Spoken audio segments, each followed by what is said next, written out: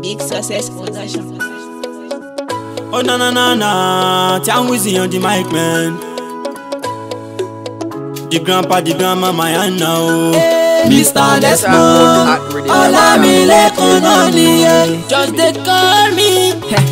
Come on back to the Spanish. Mr. Blessing. Yeah. Gbọ́rọ̀ ti take over. Mo ma principal. Bugata ìran call me Bizolusi. The verse on this one again. Ọmọ pẹ́, happy birthday, ọmọ pẹ́, ìgbádùn ọdún kan ní láyé ẹ̀. Ọmọ pẹ́, many happy return, many ọmọ pẹ́, onífìṣà ṣe wọ́n bẹ̀rẹ̀ mọ́lẹ̀ kó mú jóná. Big Success mú jójó, bẹ̀rẹ̀ mọ́lẹ̀ kó mú jójó. Ṣàmájà lórí ọ̀yà bẹ̀rẹ̀ mọ́lẹ̀ kó mú jóná. Big Success mú jójó, bẹ̀rẹ̀ mọ́lẹ̀ kó mú jójó. Ṣàmájà lórí ẹ̀. Ọ̀gá mi ọ̀gá ọ̀la o, wọ́n dúró dédé.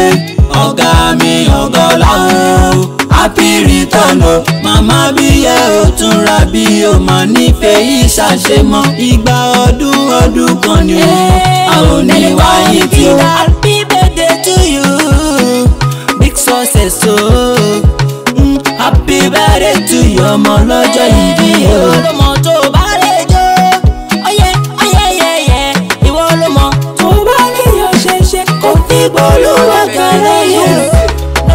Ọmọ pẹ́, happy birthday, ọmọ pẹ́, ìgbádùn ọdún kan ní láyé ẹ̀. Ọmọ pẹ́, many happy return, many ọmọ pẹ́, onífìṣà ṣe wọ́n bẹ̀rẹ̀ mọ́lẹ̀ kó mú jóná. Big Success mú jójó, bẹ̀rẹ̀ mọ́lẹ̀ kó mú jójó. Ṣàmájà lórí ọ̀yà bẹ̀rẹ̀ mọ́lẹ̀ kó mú jóná. Big Success mú jójó, bẹ̀rẹ̀ mọ́lẹ̀ kó mú jójó. Ṣàmájà lórí ẹ̀. Santa Maranta, made a boy on this one, oh. Yeah, oh na. You are plus one, Big Success, you are plus one. Ìyàtọ̀ jọmọ fọ́gbọ́n ọdún, ṣẹ́ tó ṣọmọ fọ́gbọ́n oṣù tí kò bá ti pọ̀ mọ́ àṣìlẹ́yìn ọmọ ọba o. Happy birthday, yeah. The verse, happy birthday to you, Success. To the sweeties and now Success, now you be master. Ẹja ló ń bẹ nínú geisha. Champagne, let us pour champagne. Happy return o. Nínú owó ńlá. I wish you prosperity and longevity.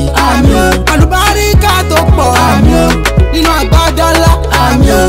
Long life for you. Koro, we never go time o. We no go see koro problem o. Tian Wizzy, Meda boy, Olamilekun, Vida boy, Bugata nínú ayé, Àyìnlá is here with them.